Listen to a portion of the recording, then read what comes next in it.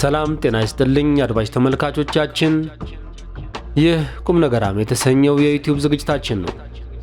ለዛሬ አሳፋይሉ አድራጊ ፈጣሪያችን ሄጂሞን አሜሪካ በሚል ርዕስ ስር ያሰፈረውን እንደሚከተለው እናቀርብላችኋለን። ቀጣዩዋ ባለተራ የኛዋ ኔስትሮ አሚኮ ጊዋ ትሆን? አሜሪካ ድሮ የኩባን ኮሚኒስቶች ወይም የነ ፊደል ካስትሮን መንግስት ልታስወግድ የሞከረችው አሜሪካ ውስጥ በስደት የሚኖሩ በርካታ ኩባውያንን ሰብስባ አሰልጥናና አስታጥቃ በኩባ ላይ ወረራ እንዲፈጽሙ በመላክ ነበር። ኩባዎች ደግሞ ሰላዮቻቸውን የአሜሪካ ስደተኞች አድርገው ልከው ስለነበረ እያንዳንዷን እንቅስቃሴ ይከታተሉ ነበር። በመጨረሻ የወረራው ቀን ደርሶ ቤይ ኦፍ ፒክስ በሚባለው የኩባ የባህር ጠረፍ በኩል ታጠቁት መንግስት ቀያሪ ኩባውያን ገና አገራቸው መሬት እንደረገጠ የካስትሮ ኮሚኒስቶች በመትረየስ ቆሏቸው፣ የቀሩት ተማረኩ።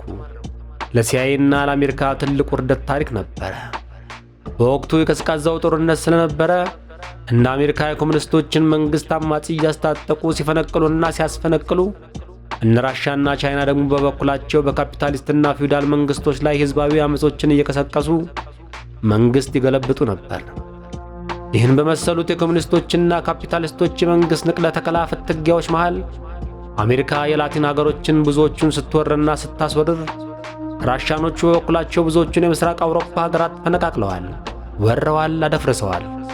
በየሀገሩ በዚህ መልኩ በስፖንሰር በተቆሰቆሱና በሚመሩ የእርስ በርስ ጦርነቶች በሚሊዮኖች የሚቆጠሩ ዜጎች ደም በከንቱ ፈሷል።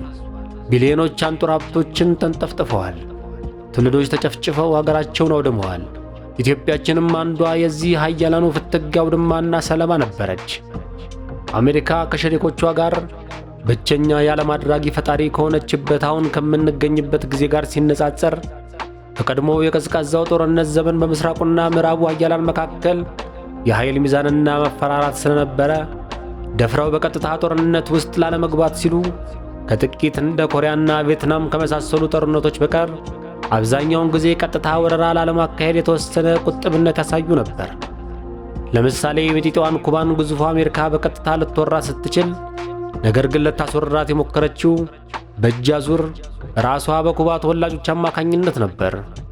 ኋላም ራሽያ ኒውክሌሯን ኩባ ላይ ስትተክል እና ኬኔዲና ክሩስቾቭ ሊተኳኮሱ ሲደርሱ አሜሪካኖቹ ከሶቪየት ራሽያኖች ጋር ስምምነት ተፈራርመው በመካከላቸው ሊነሳ የነበረውን የኒውክሌር ጦርነት አበረዱት። አሜሪካ ኩባን ላትነካ፣ ራሽያም ኒውክሌሮቿን ከኩባ ነቃቅላ ልትወጣ፣ አሜሪካም ከቱርክ ሚሳይሎቿን ነቃቅላ ልትወጣ ነው የተስማሙት። ሚጢጢዋ ኩባን በአሜሪካ ከመሰልቀጥ ተረፈች። አሁን ግን ከምስራቁ የሶቪየት ራሽያኖች ጎራ መፈራረስ በኋላ ማለትም የበርሊን ግንብ እስከመፈራረሰበት እንደ አውሮፓውያን አቆጣጠር ከ1989 ገደማና ሶቪየት ራሽያ ከፈራረሰችበት ከ1991 እንደ አውሮፓውያን አቆጣጠር ጀምሮ በዓለም ላይ አሜሪካኖቹን የሚገዳደራቸው ባላንጣ ተናደ። ብቸኛ የዓለም አድራጊ ፈጣሪ ኃይል ሄጂሞን ፓወር ሆኑ። አሜሪካ የዓለም ብቸኛ ልዕለ ኃያል ሆነች ማለት ያለምንም ተቀናቃኝ፣ ያለምንም ተቆጪ፣ ያለ አንዳች ይሉኝታና ቁጥብነት ያሻትን ባሻት ስፍራ ብታደርግ ቀና ብሎ ሊያያት የሚችል ተገዳዳሪ ኃይል የለባትም ማለት ነው። ኢራቅን ብትወር ኢራንን፣ አፍጋኒስታንን ብትወር ዩጎዝላቪያን፣ ሄይቲን ብትወር ዶሚኒካን ሪፐብሊክን፣ ሊቢያን ብትወር ሶሪያን፣ ሶማሊያን ብትወር ኒካራጓን ወይ ቬንዙዌላን ማንም አገር ደፍሮ ያውም ለሰው ሀገር ብሎ ከአሜሪካ ጋር ወደ ጦርነት አይገባም። ከገባም ድምጥማጡን ታጠፈዋለች። ብቸኛ ሄጂሞን ፓወር፣ ብቸኛ ልዕለ ኃያል ሀገር መሆን ማለት ይሄ ነው። ብቸኛዋ የጊዜያችን የዓለም ልዕለ ኃያል ደግሞ አሜሪካ ናት። በቅርብ ዓመታት ግን እየፈሩ እየሸሩም ቢሆን አንዳንድ አገራት የዓለም ጉልቤዋን አሜሪካን ትንሽ ሊጋፏትና ሊገዳደሯት ሲሞክሩ ታይተዋል። ለምሳሌ ፈረንሳዮችና ጀርመኖች፣ አውስትራሊያዎች በተወሰነ ደረጃ አሜሪካ ኢራቅን ልትወር ስትል ተቃውሟቸውን አሰምተዋል። አሜሪካ የውጭ ኤምባሲዎችን ከዋና ከተሞች ለቃችሁ ውጡ ብላ አስጠንቅቃ ካቡልና ቤልግሬድን በጀቶቿ ከሰማይ ስትቀጠቅጥ፣ ቻይኖች ዲፕሎማቶቻቸውን አናስወጣም ብለው አንገራግረዋል። አሜሪካ ደንታላት እንዴ? የቻይናን ዲፕሎማቶች በጀት ቀጥቅጣ በገዛ ኤምባሲያቸው ድርምስማሽ ቀበረቻቸው። ቻይና እሪ አለች፣ ተንፈራገጠች፣ ግን ምንም አላመጣችም። ምንስ ልታመጣ ትችላለች? እልኋን ዋጥ አድርጋ ከአሜሪካ ጋር የተፈቀደላትን ንግድ መነገዷን ቀጠለች። በቅርብ ዓመታት ደግሞ ራሽያ ከፈራረሰችበት እንደምንም ጥርሷን ነክሳና አንሰራርታ አሜሪካንን ወደ እኔ አትምጭብኝ እያለች ስትላት ቆይታለች። በጆርጂያ ላይ ሲአይኤ የሸረበው መፈንቅለ መንግሥት ታንኮቿን አሰማርታ በማክሸፍም ከአሜሪካ ጋር ለአቅመ መገዳደር መድረሷን አሳይታለች። በሶሪያም ላይ፣ በኢራንም ላይ፣ በሰሜን ኮሪያም፣ አሁን በቅርቡ በቬንዙዌላም ይኸው ከዩክሬንም ጋር ራሽያ ከአሜሪካ ጋር ጫማ እየተለካካች እየተገፋፋች አሜሪካ በቀላሉ እንደሌላው ሀገር ልትንቃትና ልትረጋግጣት የምትችል ሀገር እንዳይደለች ለማሳየት ባላት አቅም እየተፍጨረጨረች ነው። ከዓለም ላይ አሜሪካንን በመጠኑም ቢሆን መጋፋት የቻለች ሀገር ራሽያ ናት። ቻይና እንኳን በጸጥታው ምክር ቤት አሜሪካን እየተቃረነች ድምፅ ከመስጠትና የተለያየ ወታደራዊ ሰልፍ እያደረገች ኃይሏን ከማሳየት ውጪ አቅሟን ስለምታውቅ ከአሜሪካ ጋር እንደ ራሽያ ደፍራ ለመገፋፋት አትደፍርም። ባለፈው በሳውዝ ቻይና ባህር ላይ ቻይና ባህሩን በአፈር በመሙላት አዳዲስ ደሴቶችን እየፈጠረችና ግዛቷን እያሰፋች መሆኑን ልዕለ ኃያሉ አሜሪካ ስትደርስባት በማያገባት ጉዳይ ቻይና አፍንጫ ስር መታ ከአሁን በኋላ ባህር ላይ አፈር ስትሞይ ባገኝሽ አደባይሻለሁ ብላ ስትፎክርባት ነበረ። ቻይና ግን ወዷ ሰፊ ነው፣ ትታገሳለች፣ አይገልጸውም። ግን ግልፍ ሲልባት ሰው አይደለች። በታይዋን አናት ላይ ወይ በጃፓን አናት ላይ ያሻግራ የሚሳኤል ሙከራ ታደርጋለች፣ አሜሪካኖቹን ጸጉራቸውን ለማስነጨት። አሁን የእስልምናው ዓለም ሀገራት በጋራ ተባብረው ለመቆምና በአንዳንድ ነገሮች ላይ አሜሪካንን ለመጋፋት ምኞቱ አላቸው። በተግባር ግን ይፈራሉ። ከደፈሩ የሚጠብቃቸው የነ ጋዳፊና የነ አሳድ ዕጣ ፈንታ መሆኑን ወይ የአፍጋኒስታን ዕጣ ወይ እንደ ኢራን ወደ ኢኮኖሚ ማዕቀብ መቀመቅ እንደሚወርዱ ስለሚያውቁ ልጓማቸውን በጥሰው ደፍረው አይጎፈሉም። የላቲን አሜሪካ ሀገሮችም በጋራ ተጓድነው የአሜሪካንን ሄጂሞን ለመገዳደር ይጥራሉ። ግን ደፍረው ብቅ ያሉት የአሜሪካኖችን የኢኮኖሚ ክርኩም እየቀመሱ ሲንፈራፈሩ ስለሚገኙ ሌሎቹ ተሸማቀው በቃላት መፈክርና በመግለጫዎች ብቻ ከመደንፋት ውጪ ጉልቢዋን አሜሪካ አሜን ብለው በራቸውን ወለል አድርገው በርግደው ችሮታዋን ከመቀበል በቀር ሊያደርጉ የቻሉት ነገር የለም። የእስያ ሀገሮችም በቻይናና በኢንዶኔዥያ፣ በህንድ፣ በፓኪስታኖች፣ በኢራኖች ጭምር አስተባባሪነት የተለያዩ በጋራ የአሜሪካኖችን ሄጂሞን ፓወር የመቋቋም ሙከራ ያደርጋሉ። ግን በዙሪያቸውና በየሀገሩ ባህር ሰርጓጅና ኒውክሌር ተሸካሚ አረር ያልታጠቀ የአሜሪካ የጦር ሰፈር አይገኝም። በአጭር አነጋገር እስያን ከበውታል አሜሪካኖቹ። ኖአም ቾምስኪ ሲናገር በቻይና ዙሪያዎች አሜሪካኖች ወይም ያው ከኔቶ ቃል ኪዳን ሀገሮች ጋር የተከሉት የኒውክሌር ሚሳኤል ብዛትና አይነት ቻይናን 57 ጊዜ ደጋግሞ ሊያጠፋት የሚችል ኃይል ነው።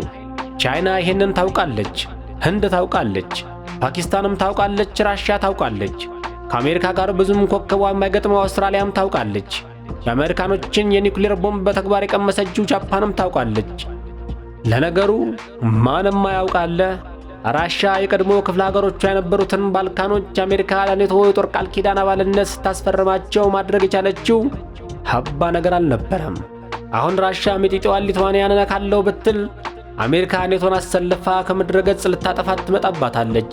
ስለዚህ ራሽያ ማድረግ የምትችለው የተበሉትን ዕቁቦቿን ለጊዜው ባሉበት ትታ ሌላ ዕቁቦቿ እነ ቤላሩስና ዩክሬን በሄጂሞኗ አሜሪካ እንዳይሰለቀጡባት መሟሟት ብቻ ነው።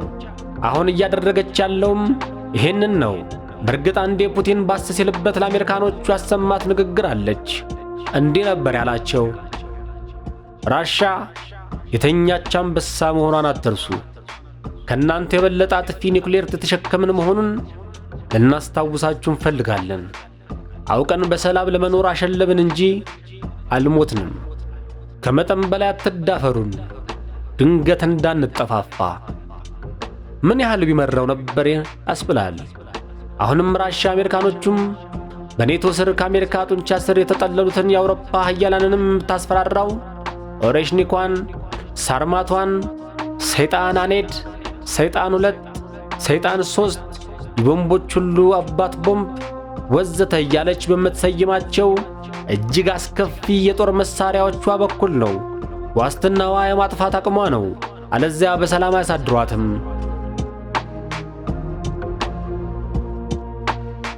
የቀረነው አፍሪካኖች ነን።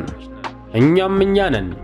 በየጉልቤ እንቅስቃሴዎቿ እኛ አፍሪካውያን በጋራ ስንሰበሰብ በአፍሪካ ህብረት በኩል በዩኤን ጠቅላላ ጉባኤ በኩል እጅ እያወጣን አሜሪካንን በጋራ ድምፅ ስናወግዝ እንገኛለን። ግን በተናጠል ስትመጣብን በአሜሪካ ላይ ችሎ የሚጨክን አንጀት የለንም። አሜሪካ ደግሞ ስስብልታችንን ታውቃለች። ካሮትና በትር ይዛ ነው የምትመጣብን። በባዶ አንጀት በአሜሪካ በትር ከመቀጥቀጥ ካሮታችንን እየበላን እናለቃቅሳለን። በእርግጥ በቅርብ ዓመታት ቻይኖችና ራሽያኖቹ፣ ቱርኮችና አረቦች በአፍሪካ ላይ ኢንተረስት እያሳዩ ነው። የተወሰነች ከአሜሪካኖቹ ማኩረፊያ የምትሆን መተንፈሻም አየርም ሰጥተውናል።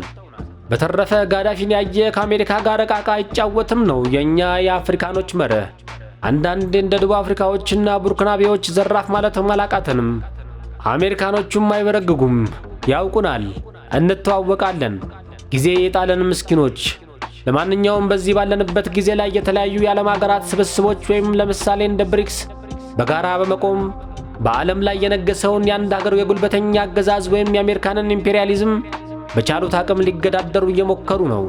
በተናጠልም ለልዕለ ኃያሉ አሜሪካ እንንበረከክም ብለው ከባድ ዋጋ የከፈሉና እየከፈሉ ያሉ ጥቂት ሀገራት አሉ። በተቀረ የዛሬው ዓለም በአጠቃላይ ወደደም ጠላም የሚያሸበሽበው ከፀሐይ በታች ላለችው ለአንዷና ለአንዷ ሀገር ነው። የንስር አሞራን ብሔራዊ ምልክቷ ላደረገችው ለልዕለ ኃያሏ ለዩናይትድ ስቴትስ ኦፍ አሜሪካ እስካልተወሰነ ጊዜ ድረስም ቀጥቅጣ ትገዛናለች።